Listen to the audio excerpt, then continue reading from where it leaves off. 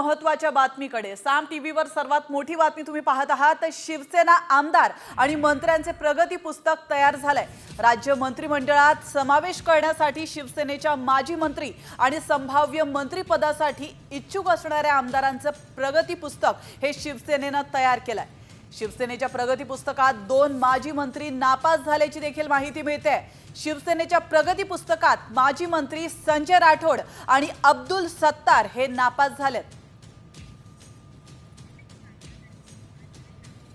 तर आपण पाहणार आहोत शिवसेनेच्या प्रगती पुस्तकात नेमके कोण पास झालेले आहेत आणि कोण नापास झालेत। तर नापासांची यादी आपण पाहतोय। माजी मंत्री संजय राठोड आणि अब्दुल सत्तार हे नापास झालेले आहेत। याचा अर्थ यांना पुन्हा मंत्रिपद मिळणार नाही। आणि आता कोण पास झाले आपण पाहतोय। गुलाबराव पाटील, उदय सामंत, दादा भुसे, तानाजी सावंत आणि शंभूराज देसाई हे 5ही मंत्री पास झालेले आहेत। सोबत दीपक केसरकर, भरत गोगावले आणि संजय शिरसाट हे देखील नव्याने मंत्रिपद भूषवू शकतात। तर प्रताप सरनाईक, अर्जुन खोतकर आणि विजय शिवतारे यांची देखील मंत्रिपदी वर्णी लागणार आहे।